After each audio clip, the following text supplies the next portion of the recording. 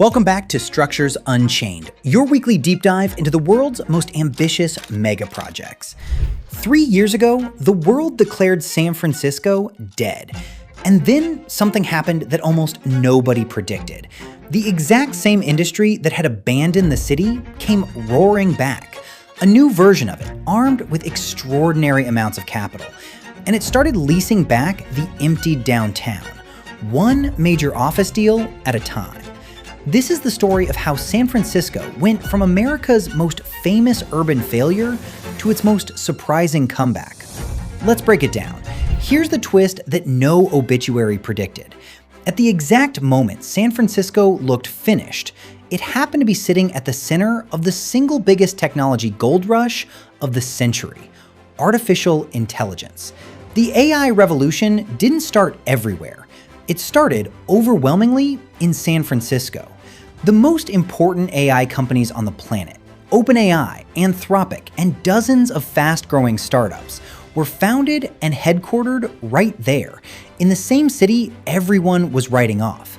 And as AI exploded, these companies raised extraordinary amounts of capital, and they needed one thing fast: space. Room for thousands of engineers in the one city where the AI talent actually was. So they started leasing, not cautiously, aggressively, at a scale the city hadn't seen in years. The figures are remarkable. OpenAI and Anthropic have each built office footprints around the million square foot range in San Francisco, turning them into two of the city's most important office tenants. OpenAI turned Mission Bay into a major AI office hub. Anthropic expanded around Howard Street and Soma. By 2026, AI companies held hundreds of active leases in the city, totaling over 7.5 million square feet, and were accounting for roughly a third or more of all new office demand in San Francisco. In a single quarter in early 2026, the city recorded its strongest office absorption since 2019, before the pandemic, and set a record for the number of massive leases signed. The financial markers of the doom loop started to reverse. The share of distressed office loans in San Francisco fell to about half the national average. Office vacancy posted the biggest drop of any city in the country.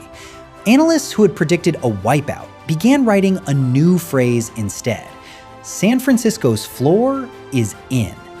The irony is almost too perfect. The tech industry that hollowed San Francisco out during the pandemic is the same tech industry in a new form, now bringing it back to life. The city didn't diversify away from its risky dependence on tech. It got rescued by an even bigger bet on tech. But the recovery is not spreading evenly. This is the part of the story that the SF is back headlines gloss over. And it's the most important part, because the recovery is real, but it is wildly, dramatically uneven. San Francisco has split into two cities, occupying the same map. In one city, it's a boom. The AI favorite neighborhoods, Mission Bay and China Basin, parts of Soma near the AI headquarters, the historic Jackson Square district that's become a hub for AI startups and the venture capitalists funding them, are on fire. Mission Bay and China Basin now have some of the lowest office vacancy in the city, around 17%, while startups in Jackson Square are paying up to $140 a square foot, premium, top of the market rents for space near the action. These pockets feel like the old San Francisco at its peak, packed, expensive, humming with money and ambition. But walk a few blocks in the wrong direction and you're in the other city, the one still stuck in the doom loop. Market Street, the central spine of downtown, is still lined with empty storefronts. The flagship downtown mall is still largely vacant, and weaker downtown districts remain far emptier, some with vacancies still north of 60%, among the highest in the country. The AI money is intensely concentrated. It's rescuing specific buildings in specific corridors and leaving whole swaths of downtown behind. That's the honest picture of San Francisco in 2026. Not a city reborn, but a city with a powerful new heart, beating in a body that's still half shut down. The recovery is genuine, but it's a spotlight, not a sunrise. And it raises the real question hanging over the whole comeback. Because a recovery built on one industry is exactly how San Francisco got into trouble the first time. The risk is obvious. San Francisco is still betting on one industry. It's being saved by AI, which means it's now betting its recovery on AI. And that is a very familiar, very risky place for this city to be. Think about what actually happened. San Francisco's fundamental problem was that it was too dependent on a single volatile industry. When tech contracted, the whole city contracted with it. The AI boom hasn't fixed that dependency. It's deepened it. The city's comeback is now tied, more tightly than ever, to the fortunes of a handful of AI companies, and the enormous, still unproven bet that the entire economy is making on artificial intelligence. If the AI boom is real and durable, if these companies keep growing and keep needing space, then San Francisco has genuinely found its next engine, and the doom loop is over. But if the AI bubble deflates, if the investment cools, if the massive valuations don't turn into massive sustainable businesses, then San Francisco has simply traded one dangerous dependency for another.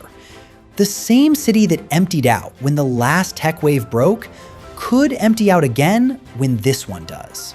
And even in the best case, the AI boom doesn't automatically solve the other half of the crisis. Filling office towers in Mission Bay doesn't put shops back on Market Street, doesn't fix the empty mall, doesn't address homelessness or the still struggling neighborhoods the boom hasn't reached.